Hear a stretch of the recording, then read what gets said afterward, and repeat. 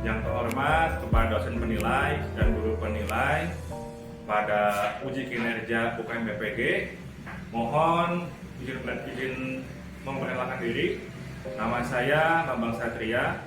Saya sebagai mahasiswa BPG Program Pendidikan Profesi Guru kategori 2 dalam jabatan tahun 2022 pada LPTK Universitas Muhammadiyah Metro.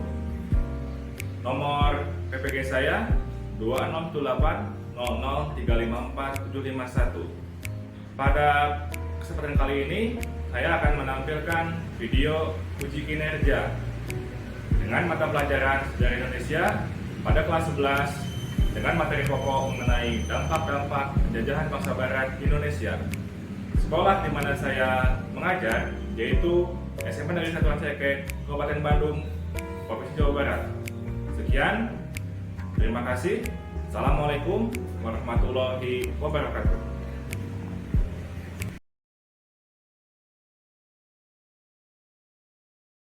Assalamualaikum warahmatullahi wabarakatuh. Waalaikumsalam. Ya, alhamdulillah hari ini kita bisa belajar pada mata pelajaran sejarah Indonesia di kelas 11 IPS 5. Bagaimana kabar kalian semua? Baik. Ada yang baik, alhamdulillah. Berarti ya, kalau yang belum baik, semoga dibaikan. Oke, ya sebelum kita mulai pembelajaran, alangkah baiknya dimulai dengan doa. Silakan dipimpin doa oleh satu orang. Sebelum melakukan kegiatan hari ini, langkah baiknya kita berdoa. Berdoa secara kepercayaan masing-masing dimulai. Berdoa sekali. Salam. Assalamualaikum warahmatullahi wabarakatuh. Waalaikumsalam warahmatullahi wabarakatuh. Ya. Nah, oke.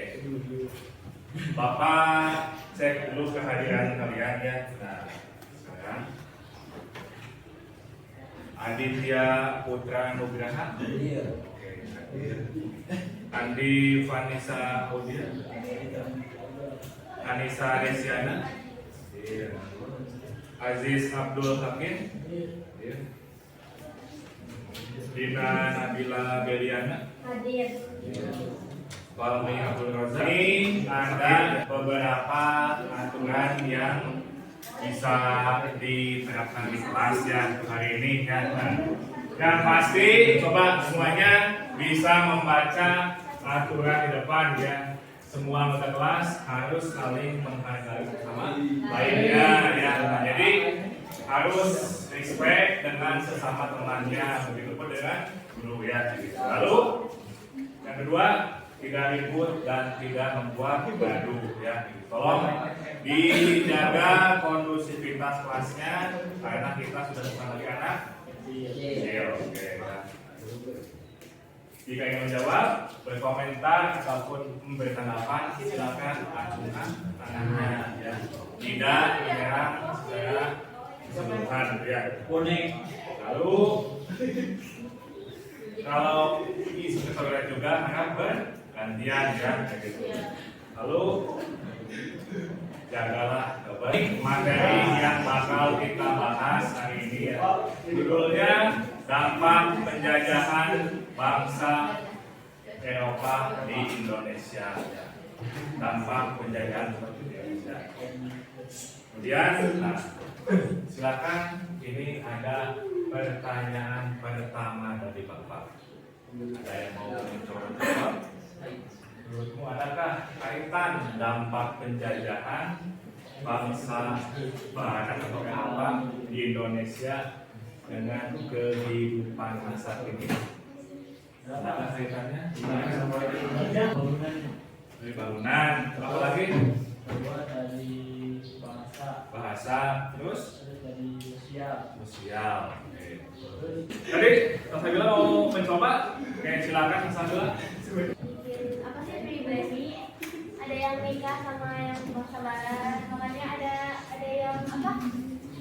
Darah campuran gitu, kayak apa? 14 peran. 14 peran. Jadi bahasa kita tuh nyambung gitu. Baik, secara keturunan, kelompok secara bahasa juga ada yang bercampur. Tadi mencoba? Oke, silakan Natasha. Tadi kita aja Pak, Boleh. dari segi pendidikannya juga ada dari adanya sekolah.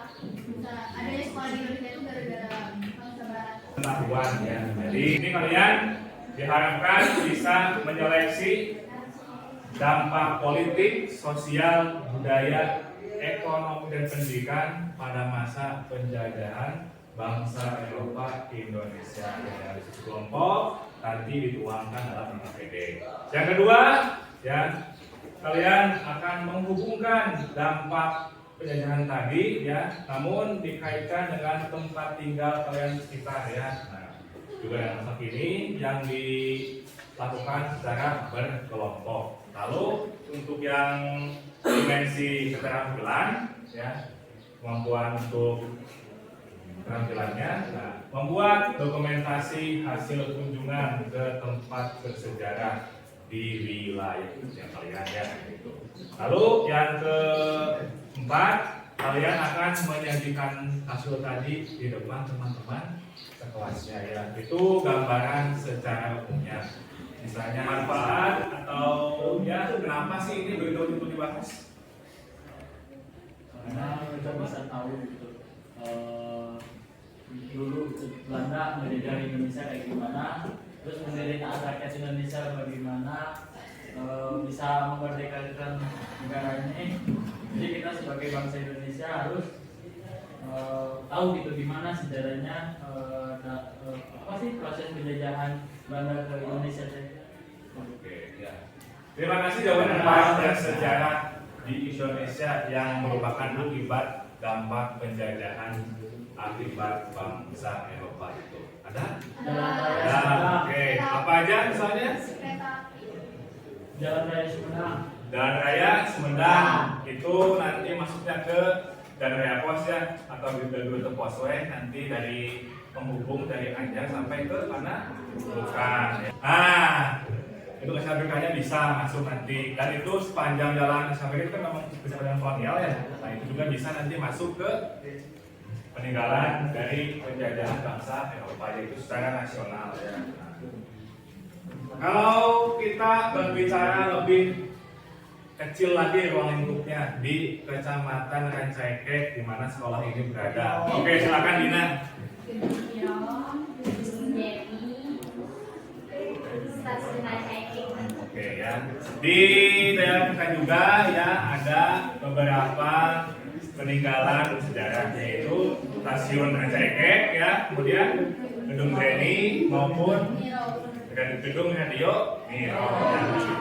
Mekanisme belajarnya nanti kalian akan menghasilkan video ya, video yang sudah Bapak kasih arahan di minggu sebelumnya untuk nanti bisa ditampilkan di pertemuan hari ini ya, dan nanti akan kalian presentasi berbagai kelompoknya, kelompok 1, 2, 3, 4, dan 5 ya. Nah, ini gambar apa sih? Oh, silakan ya. Tidak ribut, tapi boleh bersuara, jangan ribut. So, silakan Natasha. Makanan khas Lebaran Pak Kasema. Ya, makanan khas barat ya, kue khas yang mana kue keju ya. Nah, betul sekali. Kalau ini dikaitkan sama penjajahan bangsa barat, apakah ini produk penjajahan tanda kutip? Ya. Ya. Tapi dalam hal apa ini? Makanan. Makanan atau nanti masuk ke kuliner ya. Nanti kuliner bisa masuk ke bidang kebudayaan. Ya, nah, betul sekali. Lalu yang selanjutnya ada yang mau coba? Oke, silakan Dina. Sekolah dari bidang pendidikan. Sekolah ya merupakan dari bidang pendidikan ya kayak gitu. Itu bisa masuk ya. Atau ada pendapat lain dari yang lain tentang ini? Oke, ya ini nanti juga hasil dari nanti yang akan menghasilkan kelompok terpelajar ya kayak gitu, dari berbagai macam organisasi bergerakan nasional ya. Di bidang apa ini? Budaya. Di bidang Budaya. budaya ya, betul sekali. Ini musik, berarti masuk di bidang kebudayaan. Ini apa? Ada yang tahu namanya Indonesia? Musik keroncong. Musik keroncong, ya betul sekali. Musik keroncong, ya. Ada yang tahu dari mana asalnya? Aslinya? Dari Afrika. Dari Eropa, tapi dari mana asalnya? Spanyol. Sebelahnya Spanyol apa? Portugis. Oke, ini akulturasi dari penjajahan bangsa Portugis di Indonesia. Banyak juga bahasa serapan yang dipakai hingga hari ini. Ada yang punya contoh apa misalnya? Koran. Koran dari bahasa apa? Koran? Panto. Bahasa Belanda apa lagi? Panto. Atau bahasa Sunda? Ini nih. Jendela. Kursi bangku. Bangku ya, itu juga dari serapan dari bahasa asingnya eksportasi. Nanti ada radio juga nanti. Gedung apa kan ini tahu? Coba ini.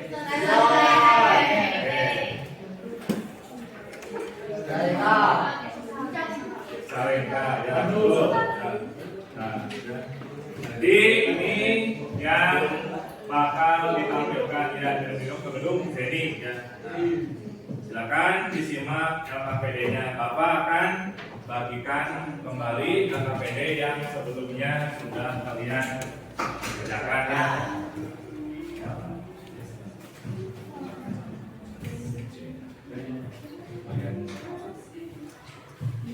Kelompok 2.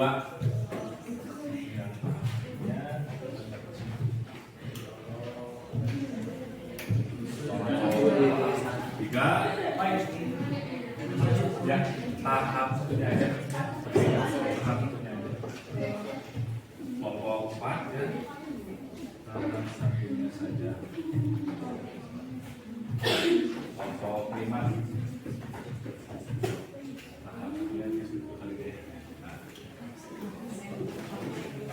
Sudah ya, sudah bagikan LKPD kalian. Nah, di sini ada penentuan pertanyaan mendasar ya. Ini juga sudah kalian jawab di minggu sebelumnya ya. Silakan dari kelompok mana yang akan menjelaskan, nanti silakan acungkan tangan untuk membacakan hasilnya. Untuk yang tahap 1 ini, ada yang mencoba kelompok 1? Yang lain tenang ya. Terus keadaannya gedung seni atau seni, keadaannya sudah terbengkalai, tidak terpakai lagi. Namun sudah. Kelompok kami meneliti gedung Mirong berada di Ranca Batok, tepatnya di lantai Jalan Radio. Kondisi gedung saat ini masih digunakan sampai sekarang untuk memproduksi besi dan penyimpanan barang bangunan berupa beton, benang, dan juga mesin-mesin bekas. Itu dua jawaban dari kelompok 5 dan kelompok 2 kan. Yang tahap 2 tadi mendesain perencanaan produknya. Silakan Dina yang keras dia suaranya. Datang ke gedung Mirong, menelaah bagian luar dan dalam gedung Mirong, mengambil video yang sinematik dan mewawancarai narasumber, mewawancarai tentang segi bangunan, kegunaan gedung Mirong, dan harapan kedepannya untuk gedung Mirong. Dan menggunakan voice over dengan suara semua anggota kelompok, mengedit videonya tidak. Jadi itu desain yang dibuat sama kelompok buat mengunjungi tempatnya, nanti bakal didamping menggunakan voice over ya untuk videonya. Lanjut ke tahap ketiga ya, menyusun jadwal ya. Di sini bagaimana kalian menangkai kegiatannya sambil juga mencari informasi ya. Tadi kan sudah kalian melakukan wawancara juga ya. Nah, Satu, materi bersumber dari boleh Bandung Institut. Dua, perlengkapan folder, payung, desideran, papan, darah, dan kertas HPS, alat tulis, obat pribadi, dan rekaman. Tiga, pedoman wawancara berasal dari diskusi kelompok yang bertanya kepada website kita tentang mencari informasi di internet. Itu yang dilakukan kelompok 4 dalam tahap menyusun jadwal ya. Nah, saya akan memonitoring ya hasilnya sudah dibuat atau belum. Coba kelompok 1 apakah sudah menyelesaikan tugasnya? Yang kedua? Sudah. Kelompok 2? Sudah? Sudah. Kelompok 3? Sudah. Oke, kelompok 3 sudah. Lalu kelompok 4 sudah menyelesaikannya? Sudah. Kelompok 5? Sudah. Berarti ya semuanya sudah siap untuk presentasi ya. Gitu. Oke, silakan ya. Nah, di sini oke ya. Ini hasil dari video yang dibuat oleh kelompok 1 ya. Menjelaskan tentang gedung Niro ya. Assalamualaikum warahmatullahi wabarakatuh. Kami dari kelompok 1 akan menjelaskan tentang keadaan dan situasi gedung Niro saat ini. Sejarah Radio Raja Eket. Radio Raja Eket merupakan cabang dari Radio Malabar, didirikan tahun 1925. Stasiun ini merupakan pindahan dari Jangkrik yang berjarak terlalu dekat dengan Malabar. Bedanya dengan Malabar yang merupakan stasiun pemancar, stasiun ini merupakan stasiun penerima. Karena membutuhkan area luas, Ranca Ekek terpilih sebagai tempat berdirinya stasiun baru. Selain bangunan stasiun, tower-tower tinggi dibangun di sana. Yang tersisa sekarang tinggal bangunan bekas gudang. Sedangkan bangunan utama hanya menyisakan fondasi saja.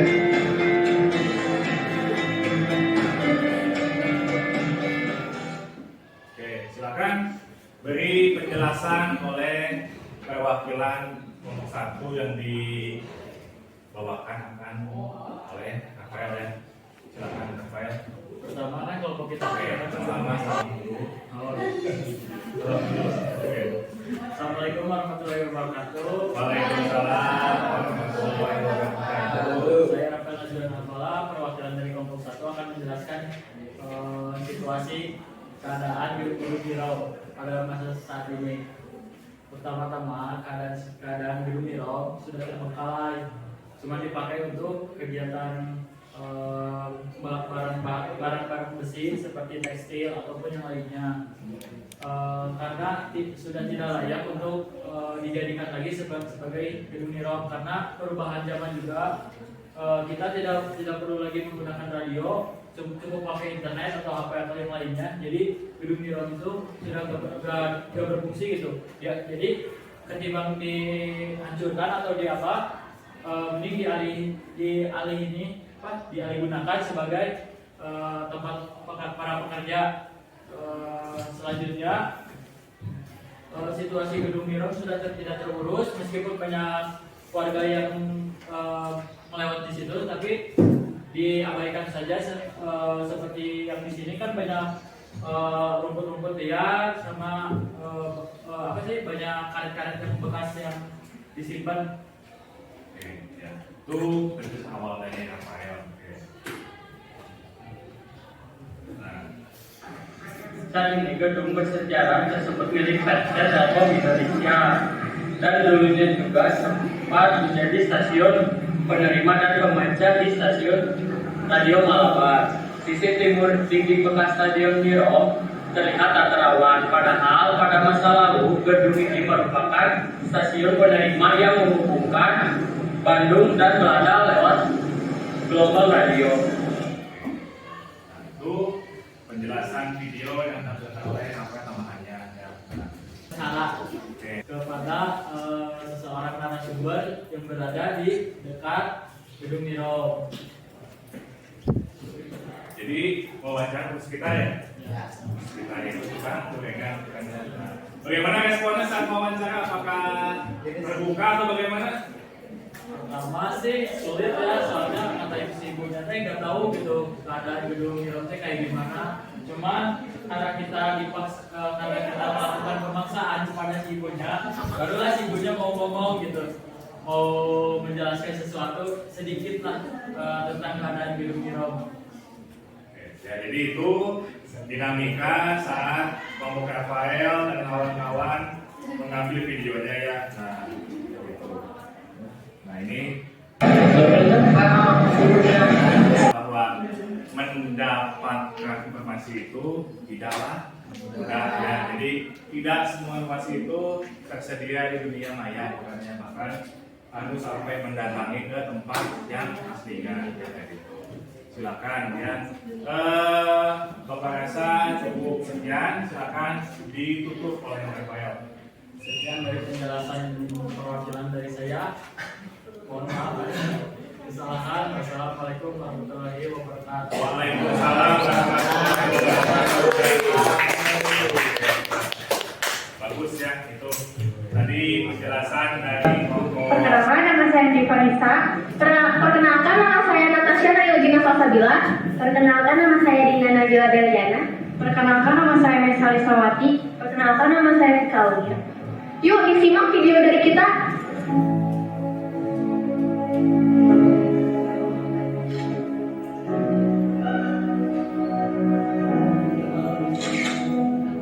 Nah, ini adalah kondisi gedung Mirom saat ini.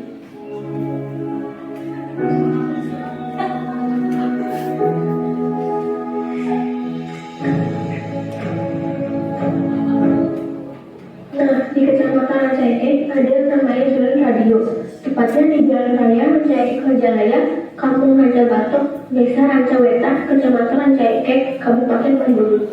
Di sekitar Jalan Radio itu ada sebuah bangunan bersejarah, merupakan gedung bekas stasiun penerima radio gelombang pendek atau SW, shortwave, pada zaman penjajahan Belanda bernama Mirom atau Netherlands Indische Radio Omroep Maatschappij, maskapai radio penyiaran Hindia Belanda. Oke ya, silakan diberikan dulu penjelasan oleh kelompok 3. Yuk,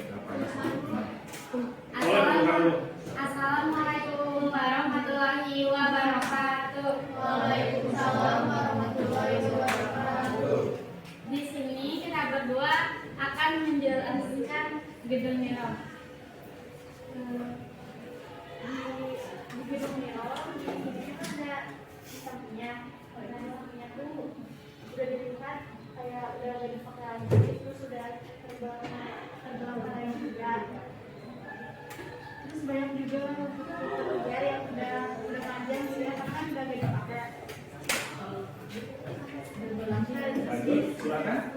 Terus di bagian samping juga banyak sampah-sampah ya yang kan udah gak dipakai, jadi tuh orang-orang tuh banyak ya orang-orang tuh pada senang aja sih buang sampah di situ. Yang tadi Boleh.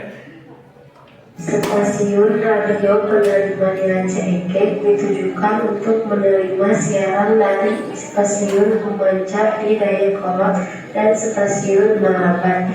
Di awal ceritanya, pada tahun 1908, yang tadi bisa dilihat ada 2 ruangan yang udah dijadiin tempat penyimpanan benang-benang kayak gitu. Dan di sini ada pegawai-pegawai yang lagi kerja. Di sini tuh kayak gedung. Di sini tuh gedungnya tuh udah dipakai buat penyimpanan benang, sama kayak ada apa sih besi-besi yang kayak gitu. Gedung Mirom juga bisa ada yang apa bisa dipakai untuk tempatnya buat nikah kayak gitu. Itu fungsi lainnya berarti ya gitu. Iya. Oke, sip kalau gitu. Nah, selama melakukan kunjungan ke gedung Mirom ya, apakah melakukan pencarian sumber atau wawancara ke pihak-pihak terkait itu atau ke bagas kita? Ini ke penyewa gedung, yang nyewa gedungnya ya. Jadi karena karena udah kosong jadi disewa gitu. Pegawainya asalnya mau ke pegawainya cuman nggak bisa gitu, jadi ke yang punya yang nyewa gitu. Jadi bisa ya, ada hasilnya gitu kan ya. Yang tadi dijadikan pembahasan di video tadi ya hasilnya. Oke. Nah, Gini, gedung ini tuh dipakai untuk apa sih, Pak? Oh iya, Gedung ini tuh cuma sewa buat gudang benda. Saya pelat ini baru sekitar 2 tahunan sih. Oh, gitu Pak. Kalau harapan kedepannya untuk gedung Mirom ini tuh apa ya, Pak? Menurut Bapak? Ya, kedepannya sih gedung ini semoga bisa semakin terawat, terutama dari kebersihannya dan terus terpakai gitu gedung ini. Jadi tidak kosong lama atau sempat kosong, kalau kosong sempat kosong itu jadi berantakan, nggak terawat lama-lama jadi rusak. ini tadi hasil wawancara ini ya. ya. Oke. Karena si bapaknya nggak mau direkam, jadi kita pesoper aja. Jadi tidak semua narasumber ini ditambahkan wajahnya ya. Gitu. Oke. Bapak rasa cukup ya penjelasan dari kelompok 3, silakan ditutup dulu. Sekian dari kita. Mohon maaf bila ada kesalahan. Wassalamualaikum warahmatullahi wabarakatuh. Waalaikumsalam warahmatullahi wabarakatuh. Gitu, terus benteng-bentengnya itu kayak double batu gitu jadi kuat. Kalau di lu mau diruntuhin atau dirusak itu nggak bisa gitu, soalnya benteng-benteng itu beneran kuat banget. Terus di tengah-tengahnya itu kayak udah banyak tanaman pohon pisang gitu. Kuat dan kokoh. Bahkan ada beberapa orang yang ingin merusakkan benteng tersebut, akan tetapi benteng ini tetap kuat dan tidak bisa dirubah. Sekarang saya mau mewawancarai Bapak siapa namanya? Silakan bisa sambil diceritakan ini proses wawancara ke siapa dan bagaimana hasilnya. Ini narasumber pertama kelompok kita. Nah, di sini tuh ada Kadin, itu RT Gang Gedung Zeninya itu. Ya. Nah, si bapak itu pernah dengar cerita dari orang tuanya gitu ya. Nah, kalau Gedung Zeni itu dipakai buat pertahanan bisa dilihat juga ya, dari gedungnya ada penghalang gitunya, jadi itu bisa buat nahannya, terus ada bolong buat memantau keluar gitu. Terus ada juga yang bilang kalau kata tadi itu kalau di tempat Gedung Zeni itu ada brankas kayak buat senjata kayak gitu di dalamnya. Nah, ada beberapa orang juga yang mencoba membuka brankasnya, tapi gak bisa, belum ada yang bisa karena emang itunya kuat gitu. Kita lihat bukunya lanjutannya.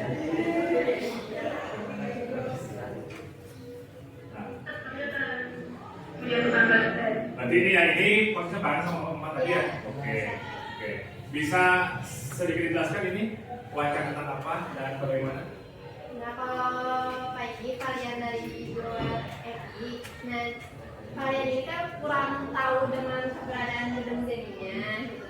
Dari soalnya bukan orang benar dari situ gitu, agak jauh. Nah, udah gitu karena namanya Gedung Zeni, jadi bapaknya udah memperkirakan gitu kalau itu kayak itu buat pertahanan gitu, buat tentara gitu. Militer ya? Ya, jadi bisa diketahui ada orang yang mengetahui tentang Gedung Zeninya sama ada yang belum mengetahuinya. Jadi itu perbandingan ya, Ya. yang mana-mana tapi juga belum mengetahuinya. Oke, Bapak rasa cukup sekian penjelasan dari kelompok 5 ya. Silakan bisa ditutup dulu.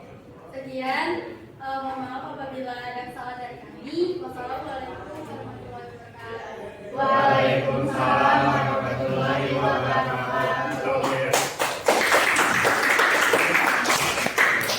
Menguji hasil yang telah kalian buat sebelumnya ya, kayak gitu. Tadi sudah ada 5 penampilan dari tiap kelompok, 3 gedung Mirom, 2 gedung Zeni ya. Nah, di sini kita akan mengevaluasi aktivitas tugas proyeknya ya bukannya.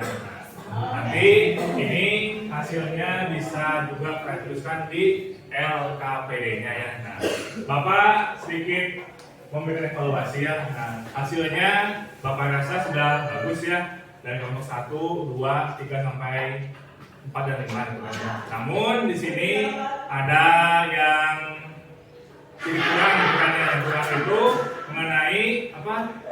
Sumber atau wawancara yang yang lakukan ya gitu ya. Nah, di beberapa kelompok ada yang masih belum bisa mendapatkan narasumber. Nah, berarti itu nanti bila mana tugas yang sama bisa mempersiapkannya lebih matang lagi gitu kan ya, agar tidak terjadi lagi kekosongan pencarian narasumber gitu kan ya. Sisanya Bapak rasa sudah informasinya sudah sampai dan juga editannya sudah bagus gitu ya, dan juga semua berkat kerjaan kalian semua. Kira-kira selama pembelajaran hari ini apa sih kesimpulannya? Silakan bisa disampaikan oleh kalian ya, tidak usah takut salah, bisa diutarakan oleh siapapun gitu. Oke, silakan Natasha.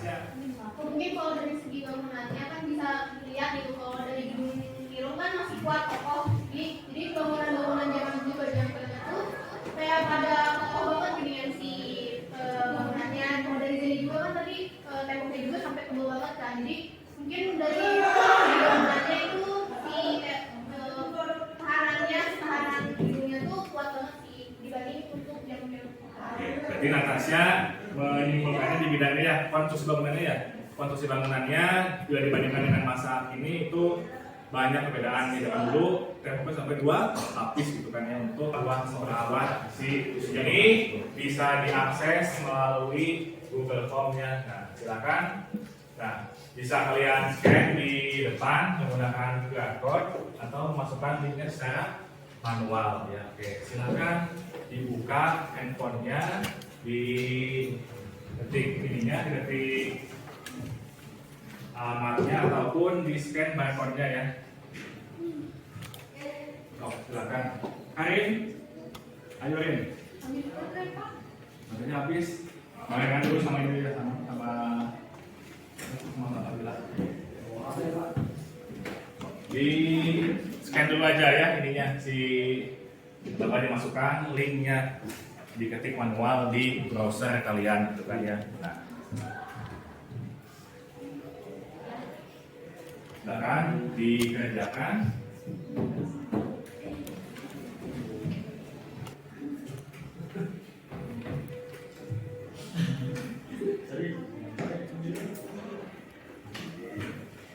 Oke, kalau Bapak boleh waktu yang belum ada kuota bisa ikut dulu tethering ke teman dekatnya gitu, supaya bisa akses. Nanti lengkapi identitasnya, ada nama, terus kelas, dan nanti juga silakan dijawab pertanyaannya gitu. Oke ya, Bapak rasa waktunya sudah cukup, silakan dikirim jawabannya seadanya dulu ya. Oke. Di bidang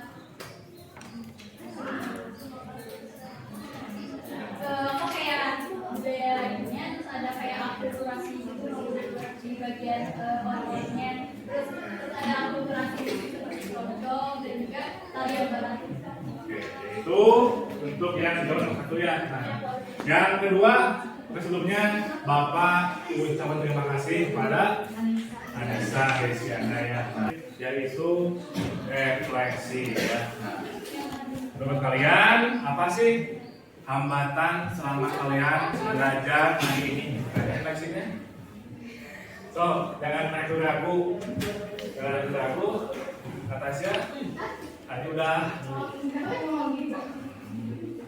Stop, ada lagi? Oke, silakan Natasha.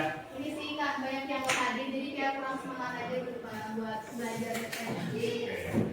Jadi hampir sama ya kayak tadi Rafael ya, bahwa teman-teman juga beberapa ada yang tidak hadir, jadi juga mempengaruhi semangat belajar. Makanya ketika teman-temannya itu tidak bisa hadir, pasti kan ada faktor X juga ya yang jadi penentu keberhasilan suatu pembelajaran bukannya.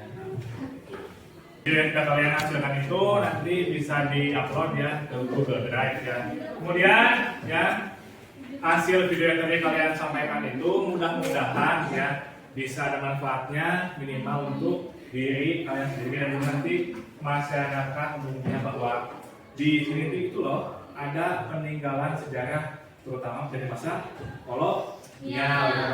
Nah, baik itu yang gedungnya masih utuh maupun yang sudah mulai runtuh gitu kan ya. Nah, untuk pertemuan selanjutnya kita akan membahas mengenai masa pergerakan nasional mulai dari berbagai macam organisasi profesional hingga dengan Sumpah Pemuda gitu kan ya. Nah, untuk itu Bapak ucapkan terima kasih atas segala perhatiannya ya.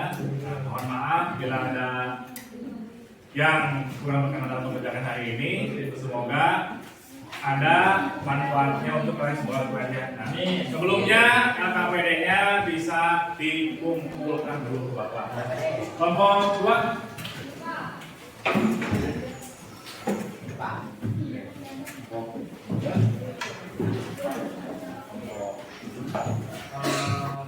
Setelah melakukan pembelajaran hari ini, langkah baiknya kita berdoa agar materi pembelajaran hari ini diberikan manfaat. Amin. Doa nanti dimulai.